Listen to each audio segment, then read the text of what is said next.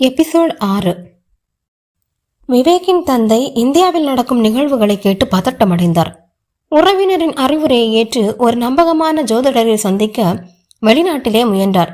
ஆனால் அந்த நாட்டில் யாரும் இத்தகைய விஷயங்களை துல்லியமாக கணிக்க முடியாது என்று உணர்ந்தார். எனவே இந்தியா வந்ததும் விவேக்கின் ஜாதகத்தை கணித்த ஜோதிடரை உடனே பார்க்க செல்ல தீர்மானித்தார். இந்த விஷயத்தை முதலிலேயே ஏன் சொல்லவில்லை என்று விவேக்கின் தாயை கடிந்து கொண்டார். விவேக்கின் ஜாதகத்தை கணித்த ஜோதிடர், உங்கள் மகன் உங்களை விட்டு பிரிவான் என்று சொன்னது அவர் காதுகளில் ஒலித்து கொண்டே இருந்தது. வீட்டிற்கு வந்ததும் ஜோதிடரை பார்க்க விரைந்தார். அந்த ஜோதிடர் விவேக்கின் ஜாதகத்தை ஆராய்ந்து, விவேக் சாதாரண மனிதன் இல்லை. அவன் வாழ்வில் 2 வலுவான சக்திகள் போராடி கொண்டிருக்கின்றன. ஒன்று அவனை காப்பாற்ற, மற்றொன்று அவனை முழுமையாக கட்டிக்கொள்ள. இந்த நேரம் அவனுக்கு மிகவும் ஆபத்தானது. இதை கேட்டதும் விவேக்கின் தந்தையின் உடம்பு நடுக்கமடைந்தது. அது என்ன ஆபத்து? என்னால் ஏதும் செய்ய முடியுமா என்று அவர் வினவினார். ஜோதிடர் ஆழமான சிந்தனைக்கு பிறகு ஜாதகத்தை பார்த்து, விவேக் பிறந்த போதே ஒரு ஆழமான சக்தி அவனை சுற்றி இருந்தது. ஆனால் ஒரு விஷயம் தவறாக நடந்துவிட்டது. ஒரு பழைய கடனை அடைக்காமல் விட்டிருக்கிறீர்கள். அது உங்கள் குடும்பத்தை கடுமையாக தாக்கப் போகிறது. விவேக்கின் தந்தை குழப்பமடைந்தார். ஜோதிடரிடம், என்ன பொருள், எந்த கடன் என்று கேட்டார். அதற்கு ஜோதிடர் மெதுவாக கூறினார், அதுதான் காஞ்சிரமலை ரகசியம். இந்த குடும்பம் முன்னொரு காலத்தில் ஒரு தெய்வத்தை வணங்கி கொண்டிருந்தது. ஆனால் சில தலைமுறைகள் கழித்து அந்த வழிபாடு மறக்கப்பட்டது. இந்த தவறினால் அந்த தெய்வத்தின் அருள் குறைந்து அதற்கு பதிலாக மற்றொரு சக்தி வளர்ந்து விட்டது. அந்த பக்தி இல்லாமல் போன இடத்தில் அந்த தெய்வத்தை எதிர்த்த சக்தி நிரந்தரமாக குடியேறிவிட்டது. இதை கேட்டதும் விவேக்கின் தந்தை பீதியுற்றார். அப்படியென்றால் என் மகனுக்கு பெரிய ஆபத்தா?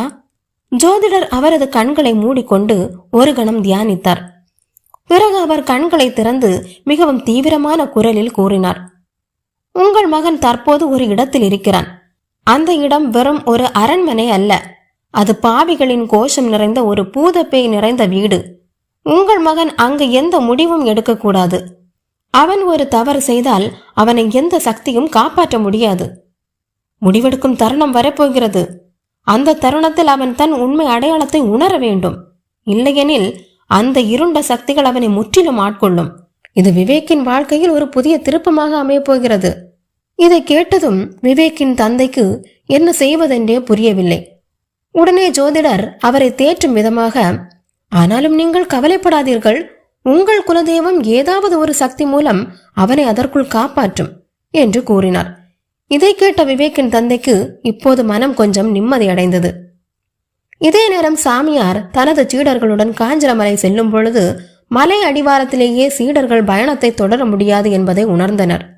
அந்த இடம் சாதாரண மனிதர்களுக்கு உரியதல்ல. சீடர்களின் உடல் ஓய்வு தேடியது. அவர்களின் மனதில் கலக்கம் ஏற்பட்டது.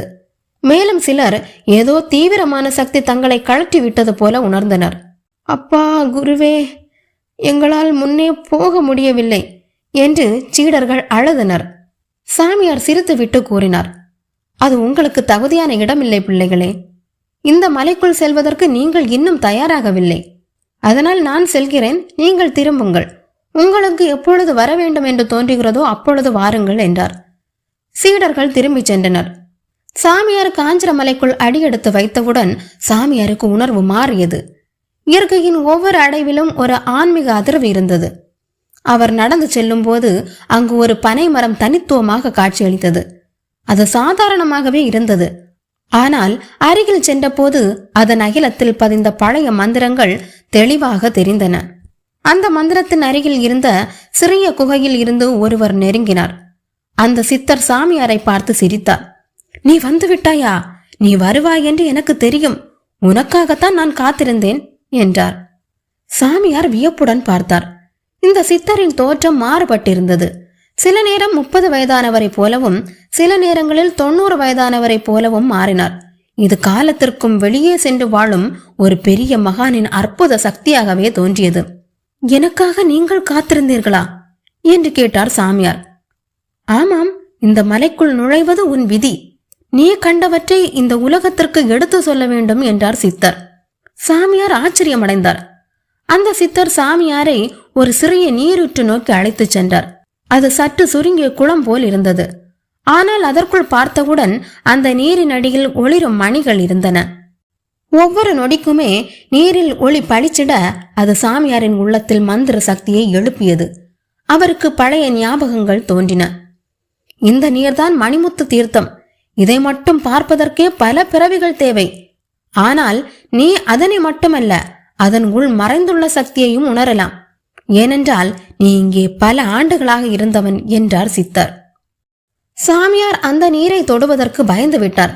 ஆனால் அவர் விரல்களை நீரில் மூழ்க விட்டவுடன் அவரது உடல் முழுவதும் ஒரு அதீத ஆற்றல் ஓடியது. சாமியார் அந்த தீர்த்தத்திலிருந்து எழுந்தவுடன் அந்த சித்தர் ஒரு புண்ணியமான இடத்தை நோக்கி சென்றார். ஒரு பெரிய குகையின் முகப்பில் சென்று அவர் ஓர் தண்டம் கொண்டு மூடியிருந்த ஒரு இடத்தை திறந்தார். அதன் பின்னர் அந்த இடத்தில் ஒளிரும் ஒரு உருவம் வெளிப்பட்டது. அதன் சக்தி முழு மலைக்கே விளக்காக இருந்தது. அது ஒரு தெய்வீக சக்தியின் காட்சியாக இருந்தது. இங்கேயே அவன் இருக்கிறான். காலம் காலமாக பலரும் இதை தேடினார்கள், ஆனால் காண முடியவில்லை. நீ பார்க்கத்தக்கவன், ஏனெனில் இங்கு நீ தவம் இருந்தவன் என்றார் சித்தர். சாமியார் ஒரு கணத்திற்கு பேச முடியவில்லை. அவரது மனதில் ஏதோ வெளிச்சம் வந்தது. அது சாதாரண ஆன்மீக அனுபவம் அல்ல, அதற்கும் அப்பாற்பட்ட ஒன்றாக இருந்தது. சாமியார் முழுவதுமாக அந்த சக்தியில் மூழ்கி இருந்த போது அந்த சித்தர் ஒரு மந்திரத்தை உச்சரித்தார். அந்த மந்திரம் கேட்கும் போது ஒவ்வொரு மொழியிலும் ஒரே சமயத்தில் ஒலித்தது. இது நவபாஷா மந்திரம். இது உலகின் ஒவ்வொரு நெஞ்சத்திலும் ஒலிக்கக்கூடியது. உன் குரல் அதை ஏற்கும் என்றார் சித்தர். சாமியார் கண்ணீருடன் அந்த மந்திரத்தை மனதில் பதித்தார். இப்போது நீ திரும்பிக்கொள் என்று புன்னகையுடன் சொன்னார் சித்தர். ஆனால் நினைவில் கொள், உலகம் மாற்றமடைய போகிறது. உன் குரல் அதற்கு வழிகாட்டும். இந்த அனுபவத்தை மறந்து விடாதே. உன் பார்வை ஒரு நாள் உலகத்தின் சக்தியை மாற்றும் என்றார் சித்தர். அதை கேட்டவுடன் சாமியார் திரும்பினார். ஆனால் அவரது மனம் முற்றிலும் மாற்றமடைந்திருந்தது. அவர் காண்பதெல்லாம் புதியவையாக இருந்தது. புதியவையாக இருந்தாலும் அவை ஏற்கனவே அவருக்கு தெரிந்தவை. அவர் சித்தர்களின் பாரம்பரியத்தை மக்களின் மத்தியில் கொண்டு செல்ல புறப்பட்டார். அப்படியே திரும்பியதும் அப்படியே அதிர்ச்சியில் உறைந்து நின்றார். அவர் முன் அருள்புரம் பத்ரகாளி தேவியின் சிலை அருள்புரத்தில் எப்படி இருந்ததோ அப்படியே இருந்தது. எந்த மாற்றமும் இல்லை. அப்பொழுது தெரிந்தது அவருக்கு அவர் யார் என்பது. இந்த தேவியை தன்னுடைய தவ வலிமையால் உருவாக்கியவர் இவரே. இந்த தேவிக்கு நடைமுறைக்கு மாறாக எண்ணெய்க்கு பதிலாக பச்சை தண்ணீரில் விளக்கேற்றியவர் இவரே.